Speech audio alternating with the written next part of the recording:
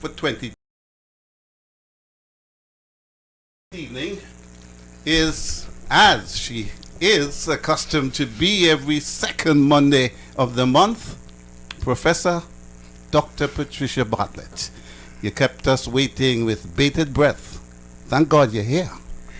Yes, Stephen, I apologize. This can't be a very impressive start for the 2026 at all. You'll get better. You'll get better. But yes, sometimes these things happen. And but I'm glad to be here, and I just want to take this opportunity to wish all within the sound of my voice this evening a very happy 2026, and I'm hoping that all of your wishes would come true. And Steve, this is a new year of opportunities, and it is basically left up to us to live in hope. In spite of what the IMF has already, forecast for us, at the least, it might not be an ideal economy this year, but what I would admonish our people to do is to plan for the worst and hope for the best. But of course, we have to do the work. And so this evening, if I may, I would just like to take this opportunity to greet some people, our top fans. I want to start with our top fans because too often I think we wait until the last minute to talk about our fans. But I just want to reach out and touch Montserrat. Montserrat, we really appreciate you. He has been with us from the very beginning, and he's stuck with us, and he always has, some encouraging word. And so for that, we are grateful. And so I'm going to take this opportunity on behalf of the entire team, Your Voice with the NRP team, to extend our best wishes to Montserrat for a successful and healthy 2026. And of course, Jam Dong would have joined him as our second top fan. And so I, just on the weekend, I went to St. Kitts for an event over there, and I met Jam Dong. I saw you. Oh, you did? So I met Jam Dong, and so we had a conversation, and I was happy to be able to engage with him. So Jam them, and I'm going to thank you again, because I think he has seen in us what some people have refused to open their eyes to see, the potential for us to take Nevis to the next level. And so Jam Dong, thank you for the encouraging words, and it was a pleasure to meet you at that event. It was a very nice event, by the way, and the food was fantastic, better than on the other side of the road. And yes, and the company was great. So I had a good time there. Leonie, my sister-in-law over there in the USA, make sure you have a good 2026, because I'm still depending on you for my crackers and my sardines. Yes, Leonie, love you, girl. And then there's Twiller, Hazel, Annette, Keith, Vilena, and by the way, Vilena, I made sure that we delivered that hamper, the food hamper that you won. We delivered that when we were doing the whistle stop. We delivered that to your aunt. So I'm sure she would have given you the feedback on that. And then of course we have Camilla over there. She's a well-rounded person, but when it comes to NRP, she cuts no corners, and so she's always there to support, and I really appreciate you, Camilla. And then there's my cousin Ash, kind of disgusting sometimes, but Ash has been with us, and from time to time, he would sound his voice. Felix, always a supporter. Sharon, she's over there in Boston, though. She was here for the duration. You saw her? Yeah. Yes, she was at the gala. She's always supporting. Petite as usual and looking splendid in black. Yes, she's like a mom. Her mom always dressed to kill. Oh, yeah? Yes, hat and bag to match, So Sharon takes after her mother. Figure, really. Yes. And then I have a cousin over there in Boston as well, Kelvin, and my uncle's son. And so I want to reach out to those persons. And then Adele for Iona from Overbat. Yeah. Yes, Adele, we really appreciate you, girl. My sister, Georgette, and my favorite niece, Michelle, my favorite nephew, Stevin. Then we have people like Giselle, we have Deli Canes, and then the good Rev. We really want to reach out and say how much we appreciate you guys. You've been with us for the whole of 2025 and before, and for 2026, we are hoping that we all stay in good health. In the USVI, I have to salute Julie and Elroy Swanston, because they're so supportive. They support everything that is happening. Julie will call me, guys, send something for you. So if we're having a breakfast, she'll send money to make sure that people in my constituency would get some free breakfast, the people who are needy. And whenever she gets a chance, whatever she gets her hands on, Julie's going to send it. And, for Christmas, she really sent some stuff that we could have added to the food hampers. And for that, Julie, on behalf of the persons who receive those gifts, I'm saying thank you. Then, of course, there's Hugh, and then my uncle Sidney and his wife Carol over there in St. John's. And then we have people in the audience who always do, people like Bumpy and Spliff, my homeboy. And then there's Dillis. Dillis is always supporting all the activities for NRP. She's always online. You know, even though she can't be here in person, she's always with us online.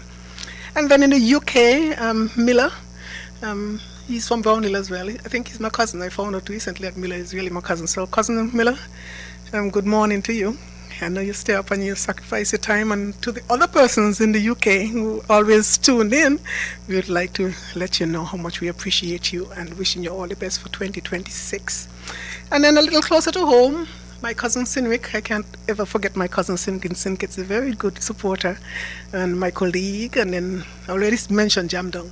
And then for all the other persons in St. Kitts who always would religiously tune in to us. We know you have other choices, but for you to come and join us, we really appreciate that. And then, of course, they say charity begins at home, but tonight it ends at home. In that in Nevis, some people in Nevis who from time to time say, well, I'm always listening. So Yvette, good night. It's always good to have you in the listening audience. And then we have elder persons like Marilyn and Angela and Monica Tyson. You know, those people are really encouraging, and they're there for us in NRP. And then we have Maureen and Patsy. Patsy had a birthday, and you should see Patsy days after Patsy is still glowing. Oh my you know, God. so yes, Patsy Hanley. She's always the one who's bring praise for us. You can always depend on Patsy to offer a word of prayer for the group. And then my constituency reps and on the management team, as well as the general membership of the St. John's constituency group, the NRP group that is, I bid you a good evening and all the best for 2026. And then to the entire NRP executive and membership.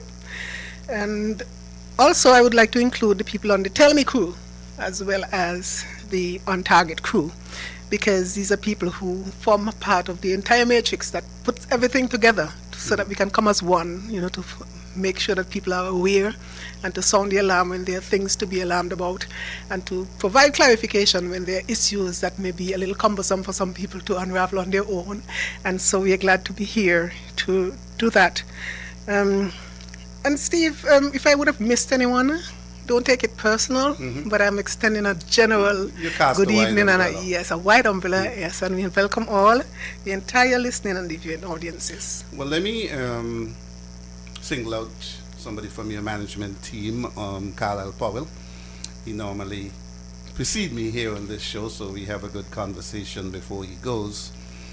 Over a week ago, I think he sent me a message saying that he was down with the flu, so he couldn't appear on Tell Me last week, and he didn't appear on his Calypso show before this show. I'm hearing that flu going around is called the SSZ. That's what I'm being told, and I heard that it's very terrible. And at the very top, let me just say a little word to our Montserrat friend. He listens religiously to this show, but he also likes to tangle with the premiere on a Wednesday. He joins almost every show in the Federation, but this is his favorite one. Don't raise your hopes too high that you will hear the premiere on Wednesday, because a release today said Premier of Nevis, the Honorable Mark Brantley, will be traveling to the United States of America on official duties. Premier Brantley departs on Monday, January 12th, 2026, and returns on Thursday, January 15, 2026. During this period, the Honorable Eric Evelyn will act as Premier. So he's continuing 2026 much the way he went through the whole of 2025, skipping out of the country every minute and simply just telling people that he's gone on official duties. And Eric is in control. And Eric is acting. I told a friend of mine when I saw this, they should nominate him for an Oscar. Not only that, I mean, he's good at, every time I see him, he has some grater in his hand too, you know. So that may add to his his persona on stage. He's a stage man. Ah, yes. Yeah, so the premiere has ended 2025. He told us he was minded to sign the SSZ We're now 12 days in. Maybe he going And to the sign. Premier is missing in action. He look Maybe. as if he won't sign it here.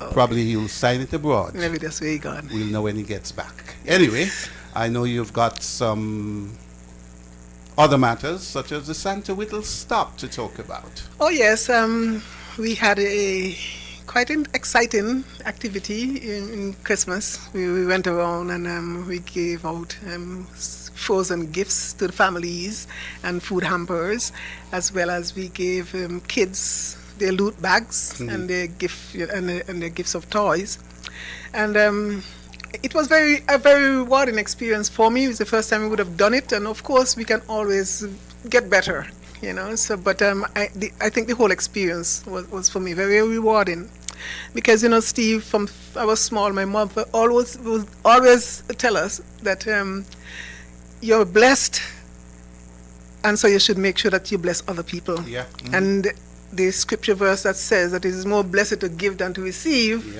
has always been our mantra, and so we continue to do just that.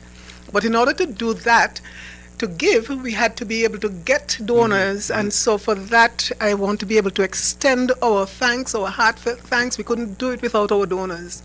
And these are people who would have given as little as $100. Some gave more. Those who had the wherewithal to give more gave more, and we really appreciate the large donors, the middle income donors, as well as the small donors, because we have always said in this NRP that we're in now, that it is better for us to get everyone engaged, recognizing that we all have a part to play in all the activities in Nevis.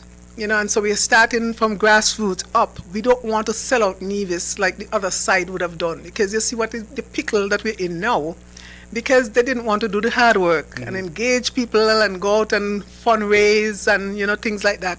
Those activities were pushed aside, and so they have been relying mainly on the large donors who are themselves investors or potential investors who come at a price, but not at a price to the individual politicians who are going out there and soliciting, but at a price to the country, because look at the pickle we're in as it relates to destiny. And you can't speak to any sensible division at this point in time who is not convinced that, based on what they have seen, that the other side, that the CCMNIA would have received gifts that they can't now return or not in a position to return, and so they're sending out the country because of it, because it's a quid pro quo type of relationship that they have built with these donors. Our donors are small donors. They don't expect that we go give them as a matter of fact, Nevis is ours, you know. So even if we were to give our Nevis to our Nevis people, it's okay. But like I said, we solicit locally from our donors, and thanks to them we were able to buy hams, turkeys, chickens, and distribute to our people in all of the constituencies. And that is one of the joys that I had, in that we were able to touch every community. Mind you, we may not have been able to extend the gifts to all of the families within the communities, but all of the communities were well served, and for that we are grateful. And we appreciate the people, even the people who were accepting, as well as our donors. And so next year, well, not next year, next Christmas, which is this year, we're hoping that we'll be able to do it even better. This year, because of the limited numbers that we had, in terms of the gifts, obviously, you know, one ham would have run you about $70+ for just one ham, because based on the size, they were average about 10 pounds or so, and they cost like $7.99 a pound. And so those are the kind of gifts. And so we were limited in the number of hams you can go give out. We gave out more chicken. So hopefully this year we can flip that. So we'll start early in terms of soliciting donations. So if there's anyone out there who is minded to start giving your donations now towards the Christmas giveaway, then we're open to receive. And so we had a little scratch card thing going. Where it is your luck. Whatever you scratch, that is your luck. Some people didn't really like your luck, but that is life. Sometimes life throws at you that which you're not really in a position. Well, maybe you could use it better, or maybe they could have passed it on to someone else. But some people are like, oh well, we have chicken already. Well, if you have chicken already, give the chicken to your neighbor, you know, and so it was in that spirit. But most persons were satisfied that we made the effort, and they appreciated that. And so whether they got a chicken, a ham, or a turkey, it didn't matter. It's just that they recognized and they were appreciative for the fact that we were reaching out to the community and doing something for people. And so next year, hopefully, who didn't scratch, if you scratch this year and you got a chicken, I'm hoping that for next Christmas, when you scratch, you'll get your ham. All right, and you mentioned the way the NRP does its business and how the other side does its business. Your friend Peter Adrian, who I know you listened to, said today, he put it very aptly, these folks have plunged the country into a position right now where they're damn if they do and damn if they don't. And it's because of the way they go about doing business. And so we'll be looking at where we are. We know that there's a lot of indecision going on at the moment. The Premier will have to come eventually. I want to thank Charlene, wonderful woman in Gingerland. I was otherwise engaged during the whistle stop, and she called me a day or two after. She said, Steve, I've got your stuff. And so I went down to Handlers Road to collect that. And I was even more surprised on December 27th, sitting in my seat at your place, the occasions at the gala, and to realize that there was a token of appreciation for not only myself for doing this show, but for Carleen herself, who gave us a defining moment in this struggle on July 10th at Handlers Road, and Kelvin Daly, who has overshadowed everybody by being the great researcher and giving us a lot of topics to talk on in what has been the most interesting and engaging period of political discussion in our history. And you've got more to do. We're into 2026. What have you got to lay on the table? Well, Steve, initially I said, at the beginning of the year, we like to go through and peruse the budget, for 2026, as well as the audit report. But last week, Dr. Drew had his round table. Thursday, yeah. Yes, last week, Dr. Drew had his round table, and so that just upended everything. Because what came out of that, and I'm I know, like Dr. Drew, so it's not about attacking the information that he brought forward. For me, it is more about addressing the matters arising from that roundtable session. And so I wanted for us to start examining the facts, because I know a lot of national debate has, happened since the roundtable. I mean, people can't stop talking about what is hanging over our heads, so to speak, and as it relates to the deportees and all those issues. And so I said, it's our duty, and I think we have decided and assigned ourselves the duty of making sure that people are well informed to the extent that they can engage in meaningful discussions and not just discuss, and so we want to put that aside. We don't cuss here, right?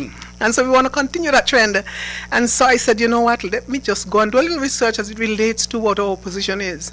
Because a lot of people have been talking, and everyone has a different viewpoint as it relates to the reason why they think that we are being bullied, because most of us, I think, have come to a consensus that we are being bullied into accepting what came out from the roundtable session as third country deportees. And so I just wanted to first to examine that a little closer. And so we need to clarify certain things, though, because sometimes we use words and think that they are synonymous or they're interchangeable, and you could use one to mean something else. But just for clarity, someone who is deported is someone who is expelled from a host country. And in this case, what we're looking at is the US being the host country, and the people who are being expelled from that country, they are termed as deportees. And the people who are deportees normally would be deported for various reasons. Some of us are of the mind or the view that people who are black and brown are being targeted during this period of, American history. And so some of us would just gravitate right towards that and say, well, that is the reason why our people are being returned to us. And of course, the US has a different viewpoint in that they're saying that people who they are deporting are people who for the most part, would have overstayed their visa, so they had breaches as it relates to the immigration law, and so for that reason, they're getting people out.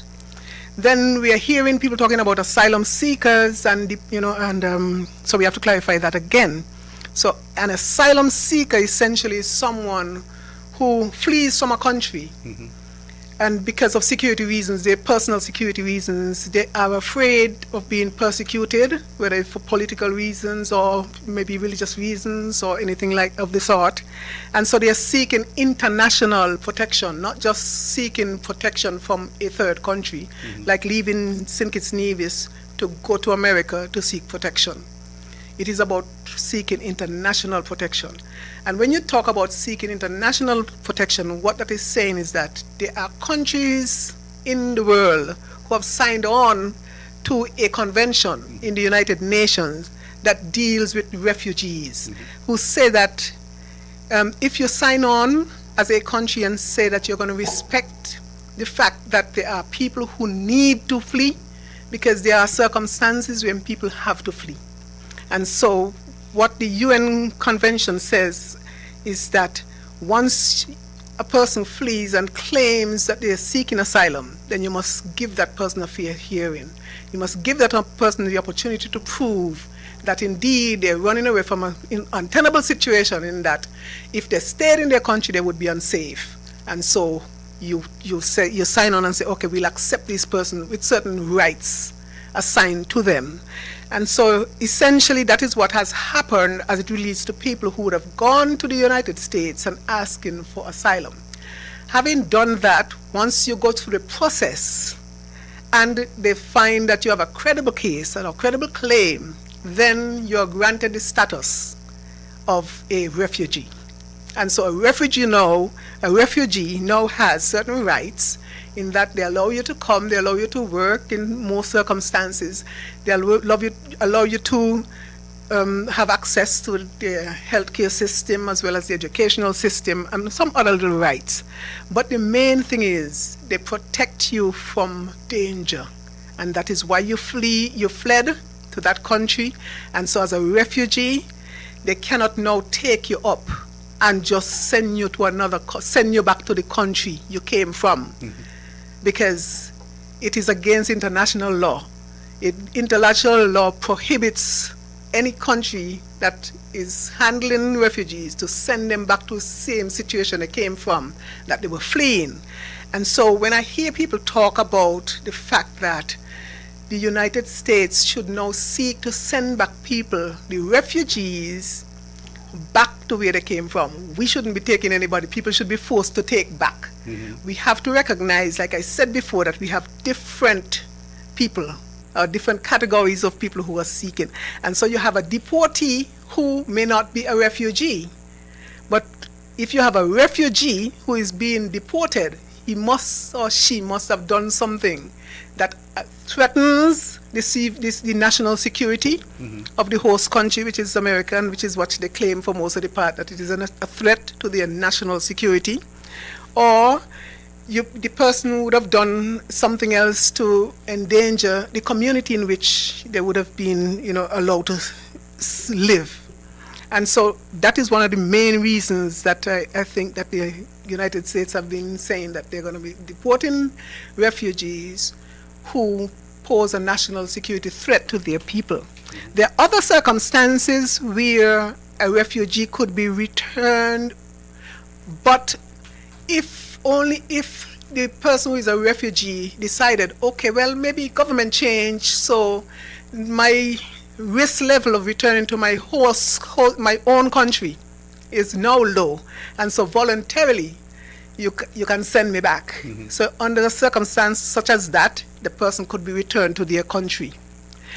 If it is that the person decided that, okay, I came here seeking asylum, government change or circumstances at home change, so I'm going to drop my claim as an asylum seeker, then that person could be returned to their country of origin. But, like I said, and I want to reiterate, the United States can't pick up somebody from Trinidad who would have already gotten the status of refugee in the United States and returned them to Trinidad, unless one of the three circumstances that I already laid out would have been the prevailing reason, that you're a threat to national security, or you want to voluntarily return, or that you want to withdraw your asylum, status. So people need to understand it's not as easy as send them back where they come from if they're, deportees who are refugees. Now the other deportees who are not under the umbrella of refugees, obviously the United States have a right to return them to the country they came from, because they're not now seeking. Well, I don't know if there's any allowance for people when they pick them up to say, well, I can't go back to Trinidad because I was a gang member. And so, but there are a lot of people out there saying all different kind of scenarios, and people have a lot of different theories as to what really is driving this thing. But we can't ignore the fundamental facts that are on the ground. We can't pretend as if we do not have refugees ourselves out there, because I don't know how or where we are, but we too have refugees in the world. I don't know exactly where our refugees are, but I've come to the understanding that most of our refugees are in the US. That's what I understand as it relates to Caribbean or CARICOM nationals who are refugees. What I understand is that most of us are located in the US. So when we talk about, or when Dr. Ju spoke about that he has signed a memorandum of understanding with the United States for the repatriation or to accept deportees, I need for him to clarify for all people what is the status of the deportees that we're receiving, so that we can have a better understanding as to the circumstances. Why is it you have to take them? If they are refugees, because we have signed on to the convention, the United Nations Convention for Refugees, then I would imagine that there are certain obligations, without reading the fine print. I would imagine that there's some level of reciprocity in the entire operation, in that if people taking your refugees, at some point you're going to have to take someone else's refugees. Barring the statement that he made as it relates to the status of Haitians, I think it is reasonable to expect that the other CARICOM nations who have nationals who are likely to come here, we must prepare ourselves. Because we have places like Antigua. Antigua has 57 refugees out there. I don't know how many reside in the US, but I understand that most of our, like I said, made a statement, most of our people are in the US. Barbados has 298. Bahamas have 8,000 refugees, as well-to-do as they are. Well, they're close by as well. But as well-to-do as they are, I understand they have 1,000 refugees out there that are people who are claiming that they cannot come back home because they would be in jeopardy, or their safety or their freedom would be compromised if they were to. Belize has 72, St. Lucia 117, Dominica 73, Grenada 70, Guyana 248, Jamaica has 2,000 refugees out there, 2,000. St. Vincent and the Grenadines, they have 157. Trinidad and Tobago has 351. It sounds like, some discrepancy there because of the size of Trinidad and what we know has been going on. But what is worthy of note is that not everybody who is out there in the diaspora has sought to get this status of, a refugee. And so you have a lot of people who would have themselves, exile themselves from their own country without seeking the necessary protection under United Nations law or international law. Interestingly enough, we in St. Kitts and Nevis, we have 21 out there that officially are accounted for under the United Nations.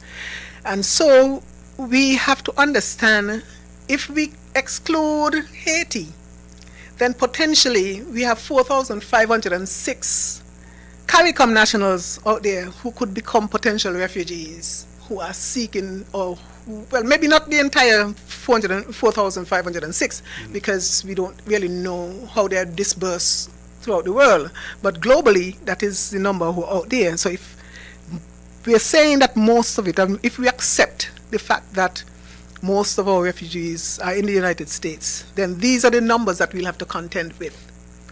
To date, we have heard of just a few countries who have come out to say that they're accepting refugees. Not refugees, but deportees. 4 of them, yeah. 4 of the countries. So we have Antigua, Dominica, St. Vincent, St. Kitts Nevis, and no. St. Lucia. Well, I didn't hear St. Vincent, but St. Lucia's Prime Minister addressed the nation on that topic specifically on Saturday evening, I think it was. Right. So initially what I would have heard was that it would have been Antigua, Dominica, and St. Vincent and the Grenadines initially, and then us. And now I'm here in St. Lucia. But what is interesting to note is that of all of the CARICOM countries that have their refugees out there in other people's country, only 3 of these countries, or well, Suriname to a lesser extent, who actually house refugees. And Trinidad is carrying the bulk of the work. Trinidad has 3,328 refugees that they have taken in, primarily from Venezuela. Guyana has some not official, but they've declared 27, and in Belize 286. And in Suriname said they have a small number, and I couldn't get the number, during the research I did today. But what has happened here is that sometimes we may need to pause and say, is this fair to the rest of the world? And look at things the way other people would look at it. Because you know that right now, the President of the United States like to say, oh, things are not fair. And so when he looks, or when he would have probably, and this is my theory, he probably had a conversation with Kamala, and she's like, okay, well, these are the issues we're going to have to collaborate on, because of course she was, very, accommodating as it related to the Venezuela situation. And so that is how diplomacy works, and that is how... Diplomacy? Well, in Trump? terms of well, you'll have your He's a different kind of diplomacy. He says the only thing holding him back is his conscience. Yes, but you see, the thing and is his morality. Yes, but you see, the thing is though, he is the kind of person who would negotiate. And so you do something for him, and he might do something for you. He likes to in the power broker kind of thing. But anyway, putting his personality aside though, the moral compass that we have here guiding us should allow us some measure of step back from the initial outburst we heard when we heard that we had to accept other people's refugees because people are having or housing ours. The thing is, you haven't heard anything from Barbados. You have not heard anything from St. Lucia just recently. Grenada, and the reason why I'm pointing out these few CARICOM countries is because, interestingly enough, they have not signed on to neither the United Nations Convention on Refugees, nor have they signed on to the protocol, which came later than the convention. Apparently the convention came since 1951, and then they had a second attempt at it, in that they were upgrading in terms of making sure that some things didn't apply, no longer applied, and so now they had a protocol. And so they have not signed on to neither the convention nor the protocol. So they're not obligated to, in the international arena, they are not obligated to take any refugees. So some people were thinking that, Barbados, you hear anything from them, it must be that they have given up something else, and they don't want to make, because people are speculating about all the different reasons why the people who are now saying, like St. Kitts Nevis, Dominica, Antigua, the reason why we are saying that we are going to accept is because we have been threatened. And some people are like, okay, well, they can't check in Barbados because, and Barbados is not going to make any noise with us and all those kind of things. But putting that aside, I'm just putting it into perspective that people understand that we have an obligation in the international world to conduct ourselves in the way that, we said that we would. Because if you sign on to a convention and say, well, you would accept deportees or you would accept refugees, and the situation arises where someone wants to expel them, and they need a house, and you have the wherewithal, because of course it's going to be means tested. You're going to check to make sure that you have the resources to be able to sustain them for I don't know how long a period, because that has not yet been disclosed by our Prime Minister. And so people have to understand the context in which I'm suggesting to us that maybe we should step back a little bit, allow moral suasion to work a little bit on the other countries that have not yet said that they, in essence, accept that in principle, and you hear Dr. Ju talking about principle, but in principle, we must consider the circumstances. It is true that we are not in a position to accept anybody who would have been a criminal, who would have been a rapist, or somebody who would have been a violent criminal. We don't want those kind of people. But they said gang members fall into that category. They can expel them because they're gang members. They did not commit a crime. So there's nothing on the record to say that. So it's potentially we could be accepting gang members. How are we going to navigate through those kind of issues? How, what kind of housing are we going to provide? People are asking fair questions. And I think that in the interest of, well, I don't even want to say what people have been asking for is transparency. And I'm not trying to suggest that transparency could come at every level, but there's a time and place for everything. When are we going to get the transparency, Dr. Ju? All I need to advise you of, and you don't usually listen to me anyway, but I need to advise you that the time is short. And people have already lost trust in the government, and people are not taking this lightly. And so I'm hoping that once we set the stage and people kind of understand that there's an obligation, an international obligation for us to be able to do our part as responsible countries or territories within the global arena, then they may understand better that we must at some point accept refugees, except for those people who did not sign on to the convention, like Barbados, St. Lucia, Grenada, Suriname, and Guyana. And even though Guyana did not sign on to the convention or the protocol to accept refugees, Guyana has said that they are reviewing the memorandum of understanding, and they are likely to participate and find at least provide refuge for these refugees. So I don't want us to go over the top as it relates to our objecting to accepting our own people if the circumstances arose that we had to, and it is within our means, because that is the moral thing to do, and we ought to prepare our people for that. Like I said, we have all these different people saying all kind of things, the reasons why we are perceived to be being bullied, or being pressured. But we cannot, we should not ignore the basic facts of the matter. The basic facts that I've already outlined, a couple of the facts. And so we can always have a conversation on it and move forward. I alluded to the fact that I thought that maybe Kamala was between a rock and a hard place, and maybe she was asking for some relief, because when they pick up these refugees and they decide to send them out, the truth of the matter is, if we are not prepared, if we do not have the infrastructure in place, and in St. Kitts Nevis, we are not yet ready. So we signed on to the memorandum of understanding now, but we don't have the legal framework in place to process these, because we have to go to our parliament and we have to have an act, a refugee act, that sets out exactly how we're going to handle these things, and whatever other legal ramifications associated with that. So I would like to say to Dr. Ju, maybe you should start working on that, and don't wait until the US has to bring the act to you, a refugee act to you, like how the Destiny people did. we must be proactive, and that is a word that I found that he used over and over and over again during his presentation about being proactive.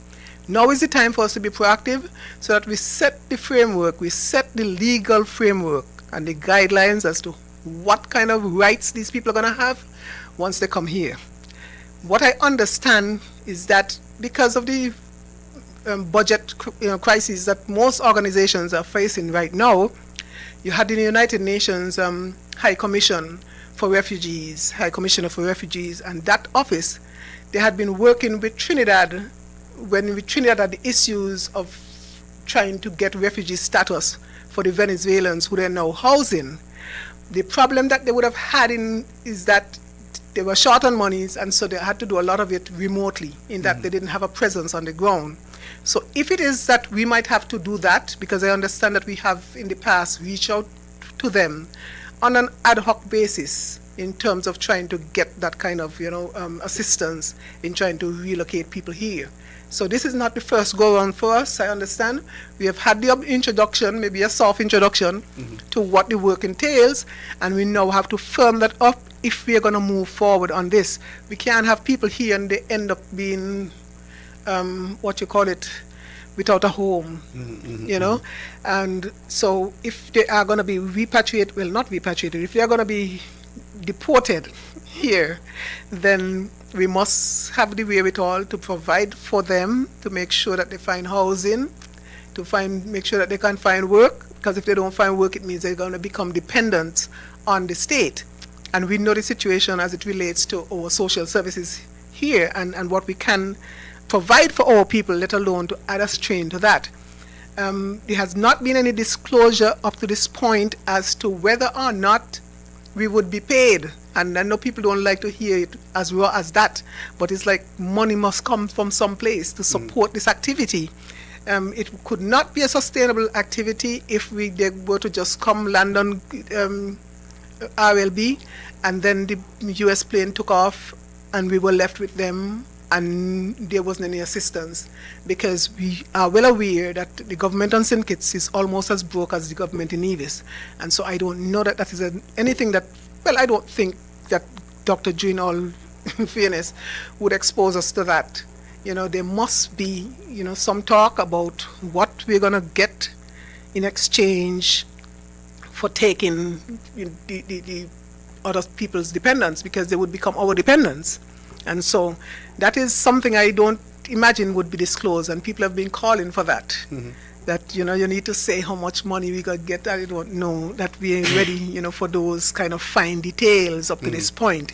But all we need is the reassurance, or the assurance, that once these people come here, then we would not be competing with us for the little few jobs that are here, the housing that are already scarce, because we have an influx of people from elsewhere already, and housing is already a hard commodity. It's hard to get housing in Nevis, particularly for women and children, I find, and I've been getting a lot of people called, ask for assistance in that regard.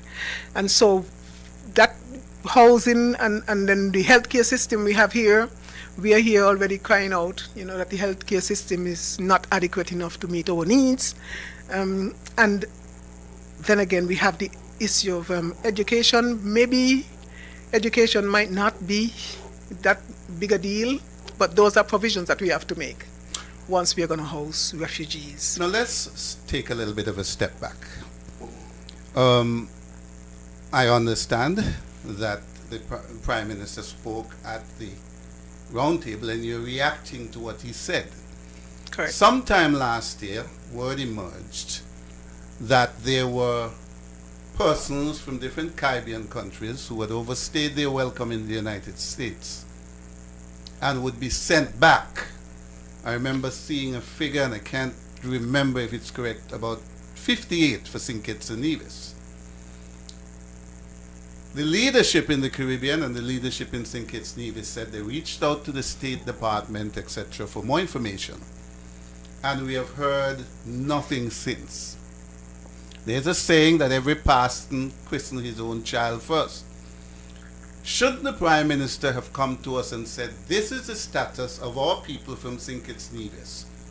We got a list from the State Department, say there are 58 if that's the correct number, 20 something have already been returned home. We haven't heard anything about the plan to resettle our own people. Now we are casting our minds on bringing other people here. Also emerging today is the fact that there's a list of 800,000 people to be deported. Many of them college students who had overstayed their welcome in the United States, or people who have broken the visa rules. Shouldn't we know what's happening to our own nationals before even contemplating bringing others in? The other thing is, every leader who has spoken about it, Gaston Brown, Roosevelt Skerrit, Prime Minister Drew, and latterly Prime Minister Pierre St. Lucia, have said it's non-binding. So I get a sense they're not there yet in knowing exactly what it entails, that they're still in the discussion stage. Correct. And what is striking for me is that Gaston Brown is the only one who has given a number 10. Bringing 10 people back is less than one per month, right? What are the numbers that we are facing in St. Kitts Nevis, for instance? Because Antigua is 108 square miles, Barbuda, a wide open country, 62. That's 170 square miles. St. Kitts and Nevis together is 104. If Antigua is taking 10, we should be taking 5. Well, I don't know. Maybe that's the ordinary rationale. Uh-huh. I don't know if it works that way, but I think it might just work based on your capacity to absorb these people. So you're saying St. Kitts Nevis may have a greater capacity than Antigua and Barbuda? There would have been times when the Antigua government couldn't pay their civil servants while we were over here saying that we had surpluses. I don't know, but obviously that would have to be worked out. But I don't want us to conflate these two different populations. In that, when you're talking about deporting people to third country, and I think that is what the MOU is addressing, those persons who would be forcibly removed and taken to countries that are not their own. Accepting your own people is a different kettle of fish, because you don't have to, not that, well, you'll have to, yes, as a politician, a politics, a government, a responsible government, you're going to have to make provisions for that. But the argument, you should not conflate the two, because people are highly charged about accepting other persons' deportees and not their own.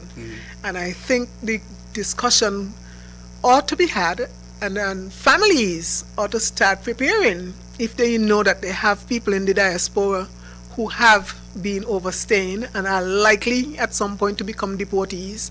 It might be a less traumatic experience if they were to self-deport. I understand that there's some incentive for people to self-deport, and I would say to our people, don't wait. If you know you're not straight, don't wait for them to deport you. Make a move, or else it could take a while before you get here, and to what I understand, you will be subjected to in lockup. You know, doesn't sound as if it's something that I would want our people to be exposed to. And so for that reason, I think that we ought to start having these conversations at the family level, advising our people out there, come home, let us start working together. We're going to have to start agitating to make sure that our governments start to empower our people so we can provide for ourselves, because we have been hearing the talk or the appeal even from the Prime Minister and from our Premier, who have been appealing to our people in diaspora to come home.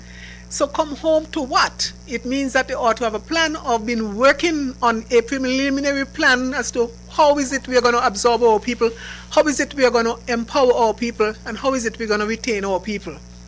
It's all well and good for our people to go out there, and I mean, everyone wants to have an opportunity to better themselves, but when you would have gotten the education that would empower you, well, that is empowerment in itself.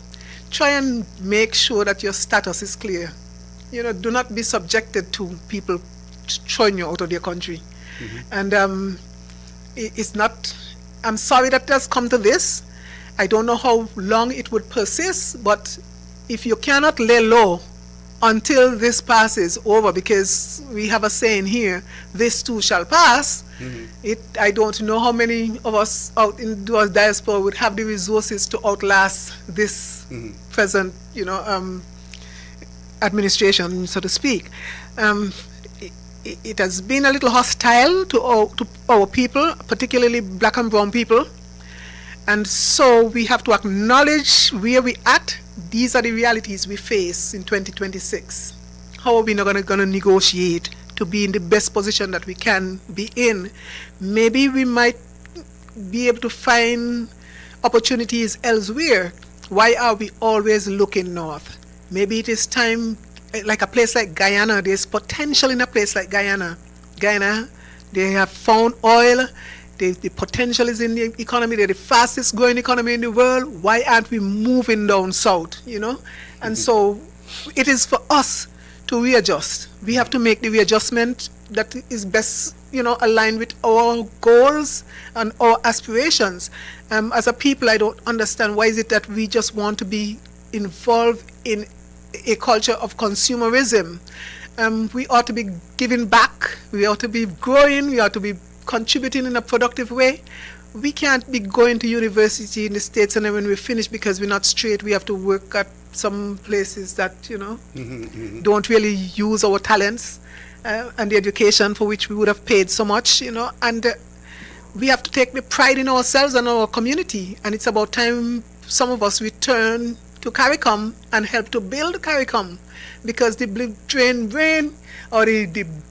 brain drain which has occurred is one of the reasons why we cannot advance as fast as we can, or we have the potential to advance faster as a group, as a community, CARICOM community, and we're not, because a lot of our people are in the diaspora. Some of our brightest are in the United States or in some place in North America, and contributing to the development and the advancement of those economies, while our economies, even in politics, we have to be recycling the same set of people for a long period of time, with no new ideas, no new innovations or anything like that. And so we just like tap in mud, tap in mud. Right. Yeah. And so there's a place for us. We need to just come home and reclaim that space and start building it, and demand from our leaders and our political leaders the same kind of carve out that they've been giving to investors who for a long time have been coming here with empty briefcases. So that is what we need to start demanding of our leaders. Now, both leaders, Prime Minister and Premier, has said we need more people. That's one of the reasons why they wanted to dump, 10,000 people on us. I don't know if you saw this, but this is what the Prime Minister posted earlier tonight. I will be bringing to Cabinet a submission to address the important matter of increasing our birth rate.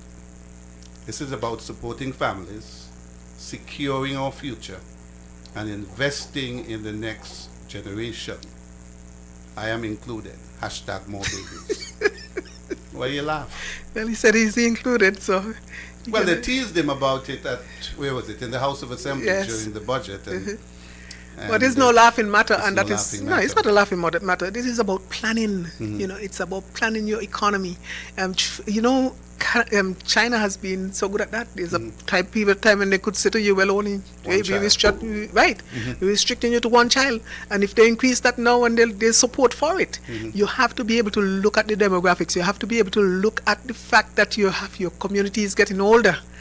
And you have a replacement rate of about 1.6 now, when really ideally it should be 2.1. So it means that there are a lot of people who are not having children, and why? It is the why. The question is the why. And so we have to look at those issues, because I find that sometimes around here people trivialize the importance of young women with children. They do not give them the level of support that they need, and so it's a discouragement. And so how you expect the population to grow when, because a woman puts on a wig and she looks nice and all that, and you say, well, she's spending all the money on that and she ain't spending it in children, so you're not going to give her any support. Women who used to get the little, assistance are now not getting it. There's no, there's no incentive for them to breed, excuse the language, for them to procreate any further. And so some women, they have just one and they're content with that when they're young and they have the potential to give us a couple more, but we need that. So we need policies that would encourage women to get children. In Burkina Faso, I think they have an initiative now where they're paying women to have children. I mean, we need to get to that stage where we recognize the importance. We need to have a population that is procreating. And fast enough at the rate, not below the limit, because for too long we have been at 1.6. 1.6 is not a replenishment rate. It means that potentially, if the people who are here, we're just going to die out. And the thing is, we really are dying faster than the childbirth is not keeping up pace with the death rate. And I think that he made that admission in Parliament as well. He didn't give us the rates, but we know that if we look at the national statistics that are available, that what has been used really by most of the institutions like IMF and those places, and even Social Security, the replenishment rate right now is just 1.6, and everybody would point to that and say to you, this is not sustainable. It means that after a while you soon don't have any visions living on Nevis. Because what used to happen is that a lot of our people, maybe it would be curbed now that America has been, less tolerant of this kind of activity, in that people used to leave here and go to America to get their children. And so you can't do that now. So I guess that would force us to stay here and have our children here. But how many people have the confidence in the level of the health care that is being offered? Mind you, I have no qualms with the prenatal and things like, the natal and the antenatal and all those different kind of neonatal, all those different services that are being offered. But compared to other countries, it seems if our people have less confidence in it. Let me put it that way. It's not about me. It's about what has been shown based on the behaviors of our people, because our people are consistently seeking to go elsewhere for childbirth. We need to make sure that people are comfortable, with what is offered here in terms of being able to, birth a safe, have a safe birth, and it's less expensive usually if we stay home. But for some reason, people were going out there, but they're less inclined to do it now because, of course, America is clamping down on us.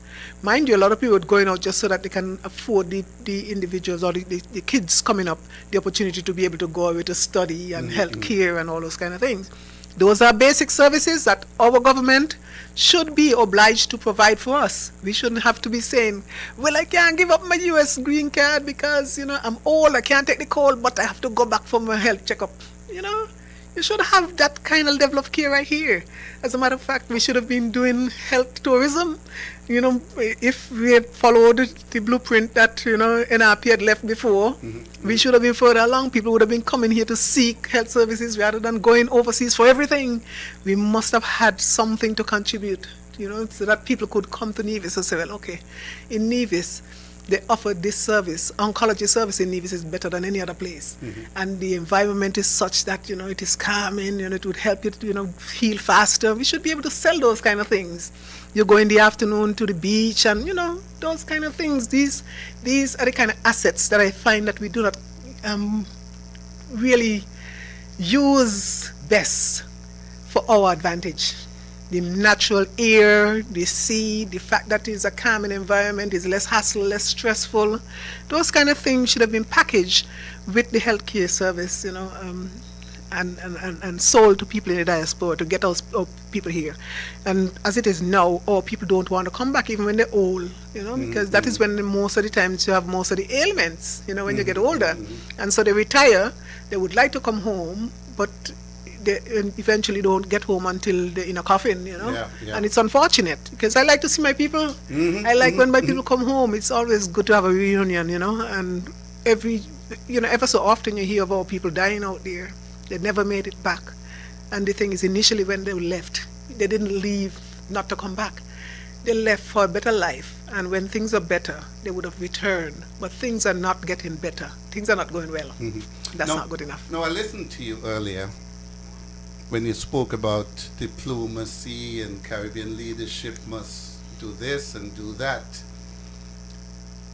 That, I believe, is based on the assumption that you've got equal partners. Whether we want to agree or not, hate him or like him, Donald Trump is going to be the most transformational leader for the last 40 years. The other one is Ronald Reagan, of course, who said tear down those walls, ended the Cold War. Trump is a color, an animal of another color. Here is a man who put up a statement on Truth Social today, say, I am the acting president of Venezuela. Trump means everything that he says. Cuba, for instance, he figures that if he chokes off the oil from Venezuela and there's no oil going there and the economy is not being subsidized, that after 67 years, it will end. There are some people who are saying that Rubio, whose parents were Cuban, will become the president of Cuba. He's talking about Greenland, etc., etc. What I have seen is that Trump has sliced up CARICOM like a knife going through butter. He invited some leaders to Mar-a-Lago. He invited some to the White House. The one in Trinidad went off on a tangent, allow him to put technical equipment in Tobago, not in Trinidad, but in Tobago. And what he's doing, let's take Gaston Brown. The first two he went after with the visa thing was Dominica and Antigua, right? And basically, all of them climbed down and said they're going to do away with the Cuban brigade. Joe didn't say that, but he said we have less people here than from Cuba than we used to have. The other thing is that Antigua and Dominica have China as allies. He is carving up CARICOM, so I don't think CARICOM leaders are in a strong position. They have no say or much say in the matter. As a matter of fact, I have never seen Prime Minister Joe so indecisive. As a matter of fact, he looked a little scared at his press conference, his round table. Of course, he's now the leader of CARICOM. Yes, but at the end of the day, I think we can take solace in the statement that I made earlier in that this too shall pass. Will pass? It will pass, it shall pass. Trump got 3 more years. Yeah, but it is up to us though in pursuing our national interest because they're pursuing theirs. Mm-hmm. It is no secret that we are very vulnerable. Mm-hmm. And we can talk and go all around the round table, the square table, whatever table it is we are on. At the end of the day, we need friends in the international world. We are too vulnerable. Mm-hmm. We have not, as CARICOM, taken the opportunity to consolidate our position. And so we are dependent on the outside, as independent as we want to claim that we are individually. We are sovereign countries and everyone has a right to pursue their, even though you're within CARICOM, under the umbrella, you still have a right to look out for your people. And so some people would make decisions that may not be palatable to you in St. Kitts Nevis. Trinidad is pursuing their issues. We've got a caller on the line. Good evening, caller. You're the first. Yeah, good evening. Yeah, and when this do pass, can we repair the damage that this create? That is why I wonder in this the question I asking. When this pass, can we repair the damage that this can create? Good night. Good night. Well, it's a fair question. Mm-hmm. It depends. We'll have to make an assessment at the end as to how bad the damage is, mm-hmm. and then we're going to have remedial action. That is why we must have people in position who are nimble, people who can react, and at the end of the day, whatever action you take, it should put your country in a better position. You have a bully in the schoolyard. It's not every bully you have to confront. Sometimes you just have to wait until the bully moves on to the next level, out of the primary school onto the secondary school, because they're in a different league, because they can't take on that bully. And we in primary school, it is unfortunate. This should never happen, but we claim that we are sovereign, but you are only as sovereign as you have the defensive mechanism in place to defend that sovereignty. You can call, say you're sovereign as much as you like. Who is going to come look after us? Nobody is turning left or right. You hear about Australia, positioning themselves to help to defend Greenland. You don't hear them paying any attention to us in CARICOM. Mm-hmm. We have the Commonwealth of Nations. You would think that we can look towards these people to at least offer a statement of rebuke on our behalf, but they're not. We don't need to take on every challenge. Sometimes you have to just lay low, recognize what your position is. It's a practical position. You have to take a practical position. We cannot go up against the United States and defy everything of which they ask. If the ask is too unreasonable, we must have a conversation. Let's take this caller. Good evening. Welcome to the discussion. Mr. Manners, good night. Hi, good night. Happy New Year, man. Belated Christmas. And Happy New Year to you. Thank you. How you spend it? Me? How you spend it? Oh, it was quiet. I do things quietly. Didn't go to St. Kitts for carnival or anything. Quiet time. Okay. But Dr. your friend Pat is here. He knows, but I was waiting especially for mine. Yeah. Happy New Year again. Me hear all the big kid big me up. Okay, good. Oh yeah. Okay. My top fan. Our top fan. Yeah, but me the big up me want are from the constituency for the next election for put in office that we can call her minister. That is on track. That is on track. All right. We're just working. We're working on that one. Okay. Mr. Manners, Hi. boy, 2020 vision. Actually, me don't know what they do. Me don't know what they do in their system, but me just couldn't get in for the whole Christmas. Yeah. Well, I know So, there was some technical changes being done that may have messed up things a Yes. bit, but you're So on track. last week with JD. Let me take one little time to tell JD belated Christmas and Happy New Year. And sorry me not me get in on Yeah. her program. Yeah.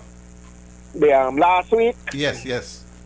Yeah, but me when me call it from voicemail then and send me their mailbox and tell me left message. Yes. Yeah. After tonight, Dr. Bartlett got a new job tomorrow Sure. for the premier advisor.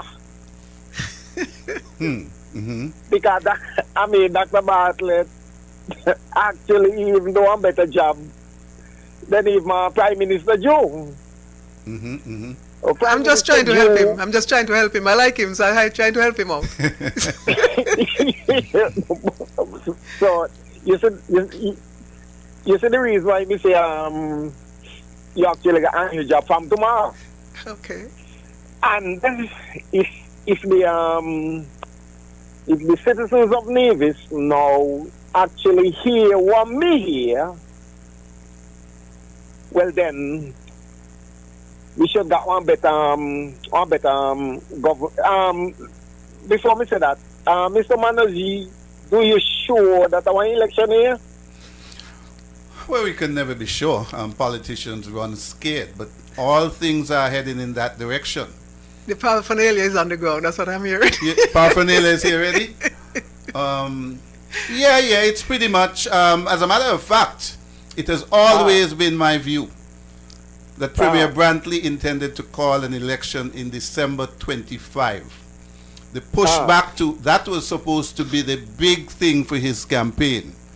That he bringing 3 times 4 seasons to Nevis. That backfired spectacularly. Mr. Jew in his first term, heading for 4 years on August 5th. He can't wait for too long. He can't wait too long. The projects are not on the ground, and 2026 is going to be a difficult year. I don't know. Civil servants in St. Kitts and Nevis, pensioners, were very, very happy to get a double salary at Christmas. Evil Mark Brantley, who has gotten more double salaries, he didn't get double salaries, he got quadruple salaries, said he don't believe in it. But he didn't say that this time because he needs some help as well. But anybody who's sound financially believe a double salary at Christmas is going to put the coffers in a worse situation than it already is. Jew's got his work cut out, and of course this SSZ thing, I ain't coming up anytime soon. Jew's career and his ability to get a second term is riding on that, and he's, as Daly like to say, he keep kicking the can down the road. But we'll see what happens. We'll see what happens. Yeah. So, okay. But, you know, make us start my campaign and... Yeah, we might as well. That's what it's all about this year. Yeah, so I will go want Gingerland representative come in very quick. Get he or she familiar. You get that? Yes, because, We're working on it. All right. Well, we got another one in. It's going close to 10, so we got another call coming in. Thank you for calling. Thank you. What's happening there? What's happening? Caller, I think I disconnected you inadvertently. Please call back as quickly as possible. 15 minutes to. Mr. Jew also spoke about renewable energy and also food security. Yes, interestingly enough. All right, that caller is back. Good evening, caller. We've got to make it quick because number of people lining up and we've got just about 15 minutes. I just called in. I wasn't speaking yet. Good evening. Good evening. Mr. Mahal. Hi. Ms. Bartlett, I heard you talk about the refugee and the deportees.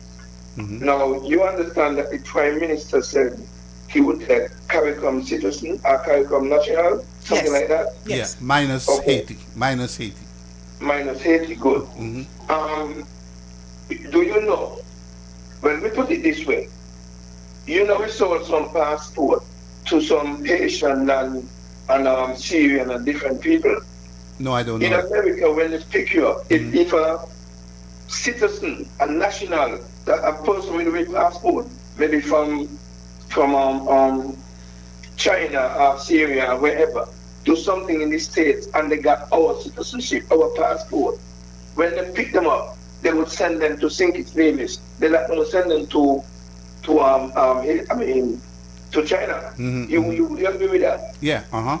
Okay, good. So they automatically become Caribbean national, a St. national of the Caribbean. Yeah. If you see where I'm going. Yeah.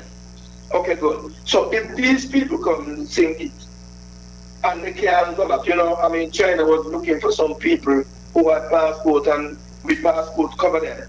So now because they have refugee status, they can go back to China and they got the passport. Suppose these people come here now and do the same thing what they did in China and what they do in America.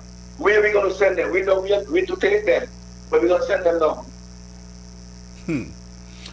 More questions than that. Well, if they're if you're talking about third country, that means that by virtue of the fact that they're going to be forced to go to a third country, it means that they won't be coming here, because that is the category. That is the category he spoke to, the people who were third country deportees. Yeah, but what I'm saying is they are national of St. Kitts Nevis. They got our passport. Hello. Yeah, we're listening. Yeah. Yeah, they got our passport. So because they done something in China, they came here and they were successful in making whatever money they had to get a passport. But they really can't go back to China. But if they come here and they do something because they're national, what are we gonna do? You see, the thing is, we have to accept our nationals. Yes, but what I'm saying is they run them from America, and they come maybe if no one do something, because we got to be prepared for these people. One time I called PK at the radio station, and he said, suppose all these people got the passport come back. He said to me, no, they only want passport that they could access other countries, but look what we need to know. You understand? And that's what your key is saying, mothers.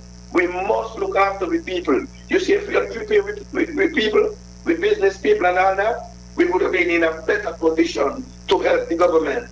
Our CBI got done the drain. We got 25% to leave this share out of less money, so we are getting less, about $30 million less. So we're in a bad situation. True.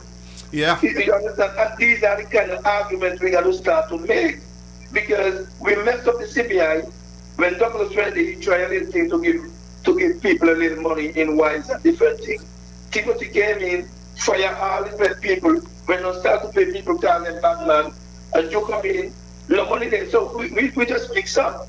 So right now, St. Kitts Nevis is between a rock and a hard place, because we got the SSD over there with their destiny and messes up. Now we got to go there, deportee or refugee or whatever. And you own citizens.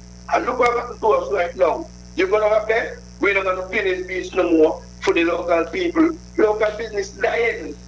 And our government are not standing up for us. They're looking about us. And the people got to see that. Yeah, we have to change the government, yeah. Yeah. We have to change the government, definitely. All right. Yeah. Well, We have to change the government. Yeah. If we need the policies to change, we have to change the government. But we got to change them, whether we vote them in or not. The government need changing, man. People need to go. Look at St. Kitts Nevis. We don't have nothing, we don't have nothing with all them billions of dollars there, we don't have nothing to shop. True. Okay. Small business people are shut down and everything shut. That's no good. Okay, caller, thank you. Thank We've you. got just over 8 minutes to go. Pat, you need to get back to the other topics, renewable energy and food security. Well, we obviously would not be able to explore To those have to the a extent fulsome of which. discussion, Yeah, but you so- want to touch on those for sure. Yeah, but if we were to think back to the past, maybe the last decade, the IMF has been indicating to us that one of the strategies that we must have to build on an economic foundation is for us to transition, and they're always saying that there was an urgent need for us to transition to renewable energy. And that would have saved us so many millions of dollars going out for fossil fuel, but we had never done that. You know, they've been over here all kind of head fakes. You know, the FIME has never been serious about geothermal. And so he kicked that around, and so many years we've had him there just messing around with Nevis people, playing on their emotions, and promising, and you know, not doing anything to advance geothermal. And now Dr. Jew comes and pokes a hole in the whole thing, because even though we had a resolution passed in the National Parliament that said that St. Kitts Nevis, well, St. Kitts generally were going to take over the geothermal pursuits over here on Nevis. Nothing meaningful was done either to advance that. They've made a few site visits and nothing really concrete has gone any closer. We had a deficit as it related to coming up with the amount of money to subsidize what the Caribbean Development Bank said that they were going to give us on a temporary basis, either as a loan, it would turn out to be, or a grant, depending on how things would have panned out when we did the drilling phase of the project, and that has not been able to advance over 5 years now. And so for Dr. Juno to come and say, well, on St. Kitts, we are going to be pursuing a 50 megawatt solar powered plant to supply electricity. It seems like that's going to be taking care of St. Kitts and Nevis. It's the energy requirements for electricity. So where does that leave the statement? And how credible is the statement that followed that to suggest that they're going to be following up on the exploits of geothermal in Nevis for a 30 megawatt plant in Nevis? To what end, you ask? And is it reasonable to expect that on a parallel basis you're going to be doing these two activities, pursuing geothermal on Nevis, that in essence, just the first phase alone, I understand, is going to require funding of 143 point something million dollars US in the first instance, just to provide a 10 megawatt supply on Nevis for Nivision, And then by the other phase, in terms of extending the power to St. Kitts, at that point, St. Kitts wouldn't need geothermal energy from Nevis if they're self-sufficient now, because they have established the solar energy plant on St. Kitts. So it makes a mockery of our expectations in Nevis. Because if now you're saying that you're going to be putting a 50 megawatt power plant in St. Kitts, where are you going to find the funding to do both of these activities simultaneously? But, it does not seem like a genuine statement. You've been on record to say the Feds owe us a lot of money. Is this a good opportunity to get it back? Well, I don't think that even if we were to get it back, that this premier would put it into geothermal anyway, the geothermal development. Because what I saw was that the total cost for us to realize geothermal to be shared between St. Kitts and Nevis, that's 30 megawatt, would have been $500 plus US million. That sounds cost prohibitive in itself, but if it is that we were really going to share the cost, we were going to have geothermal to service both St. Kitts and Nevis, and so you have customers who are paying for the base, then maybe it might have been feasible over a long period of time, maybe not just my generation, but the other two generations to come. But for us to think that Dr. Joe is going to commit $505 million for geothermal on Nevis, US dollars we're talking about, not EC dollars, at the same time to commit, and I don't think that there was a number disclosed or an amount disclosed for the pursuit of solar energy in St. Kitts. I don't think 50 million? 50 megawatts. 50 megawatts of maybe energy. 50 million was the water thing. Well, I don't know, but I can't remember hearing, I'm not sure, maybe he gave the figures and I just missed it, but I can't remember hearing what the cost was going to be. But it just does not sound practical. It just doesn't sound like fiscally responsible. It's either we're going to go all out on geothermal and make sure that we have less contribution to the energy policy by the solar energy, or the other way around. But we can't have it both ways. What are we going to do with this excess? We can't just be reaping or producing 50 megawatts in St. Kitts, 30 megawatts in Nevis with the consumer base that we have. It's not practical. And so somebody got to come back to us with a statement that makes sense, because these two statements, they do not support a rational pursuit of geothermal and renewable energy, a renewable energy strategy for St. Kitts Nevis that makes sense. Because at the end of the day, when the rubber meets the road, it got to be able to pay for itself. You know, the dance got to be able to pay for the lights at some point, like I said, but I don't see that is going to be feasible. And so, Dr. Ju, when you make us promises that seem like they're going to really be materialized at some point in time. And particularly when you're talking about people who are on an election cycle and you don't have a lot of time left. So I don't think that, I think you should modify that statement and let us know exactly where we're coming from. Because last year, what we were hearing is that we were going to get the 17 million that had been committed by the Caribbean Development Bank for the drilling phase, and that would have been since 2022. I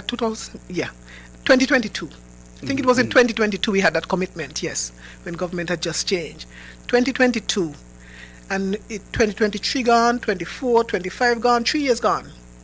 And the offer apparently still stands by CDB. But in the meantime, we've been hearing, one time is it the Chinese, next time is somebody else.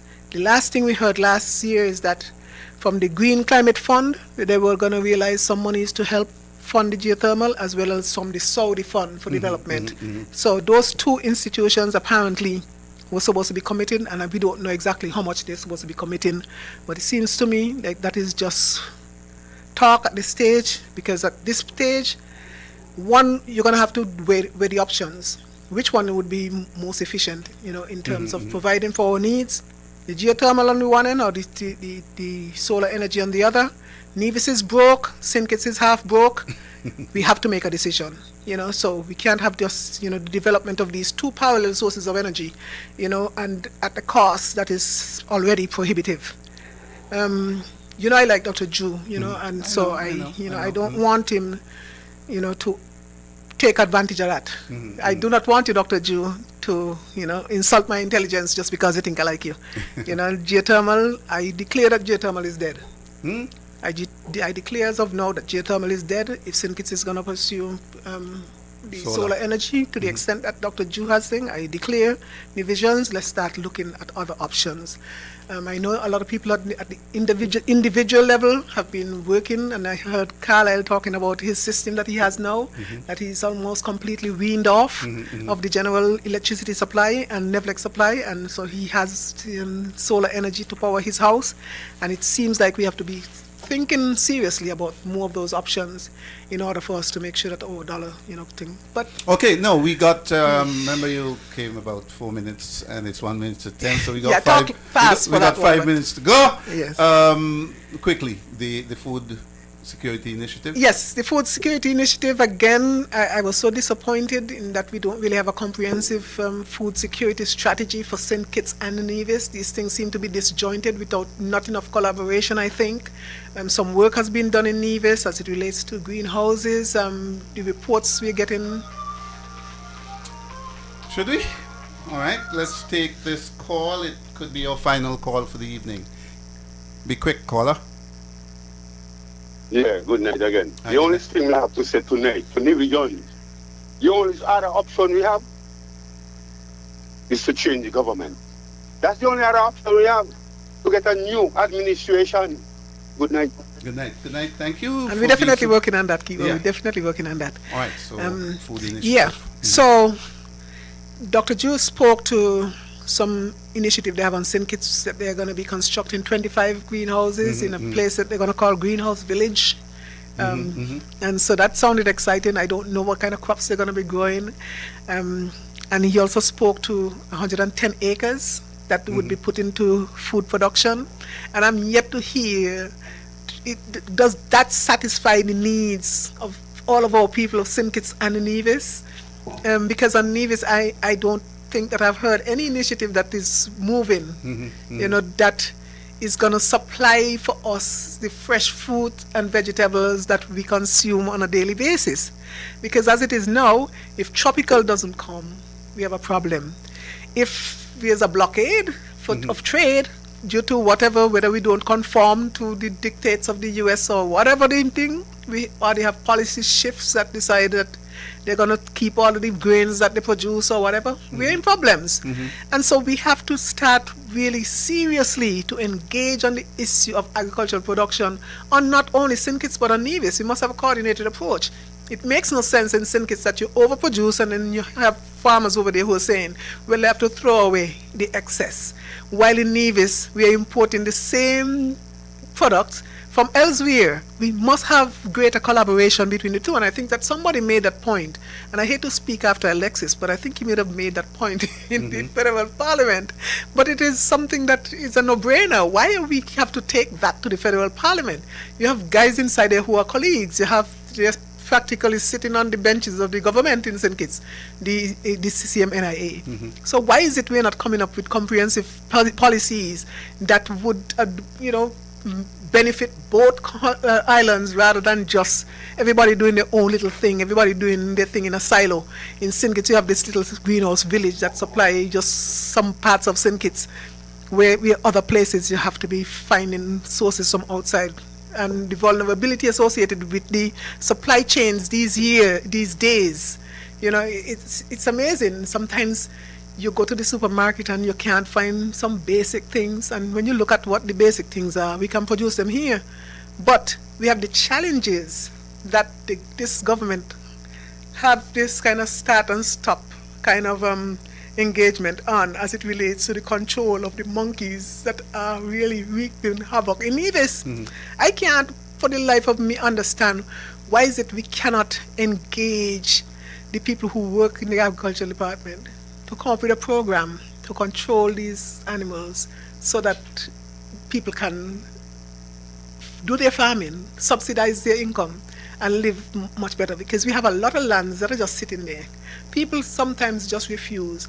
And I've gotten to that point where I look at my fruit trees and I just want to cut them down. I want to chop them down because I'm frustrated. Because once they start fruiting, the monkeys start coming. and I cannot keep 24 hours watch, you know, and where it is, monkeys jump from tree to tree, you know, I can't put fencing around these, you know, and it is frustrating. And at one point, we thought that there was some attempt, a serious attempt, to control the monkeys. But it seems like Nevis is on autopilot, like you said. The Premier is always off, doing, it seems like, other people's business other than ours, whether Destiny business, I don't know whose business, but definitely not ours. And then the Minister responsible for agriculture is always someplace with a grater in his hand. I mean, it is just telegraphing out there an attitude as if people just don't care. They're just there, they're collecting a salary, and I don't know in good conscience how they can continue to do that when Nevis is just going to the dogs. We're losing all the gains that we would have made since 1983. We are losing all those gains. You come to Charlestown, the places are closing down on you. Charlestown is closing down on you. The country, people cannot even farm. People cannot subsidize the standard of living that they have by planting a couple of things in the piece of land that they have. It is frustrating living in Nevis, and we must do something about it. It's about time that Nevisians got serious about the representation that we are getting or not getting. It is frustrating living on Nevis, and we can't wait for our people to get the opportunity to change this government, because we need to change direction.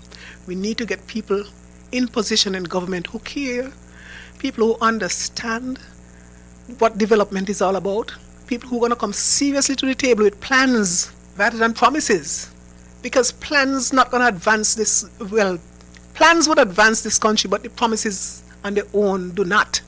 And that's what we've been getting from these people, just promises, and they've not been serious about delivering. And it's about time for us to get serious.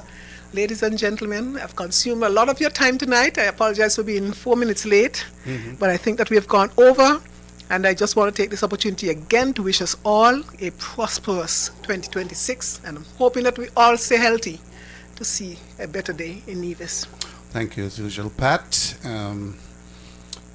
So good to have you spending time with us. And of course, we'll be back next week, Your Voice, with the NRP, where political discourse in the Federation reaches its apex. Good night. Your Voice with the NRP. This and every Monday, 8:30 to 10 p.m.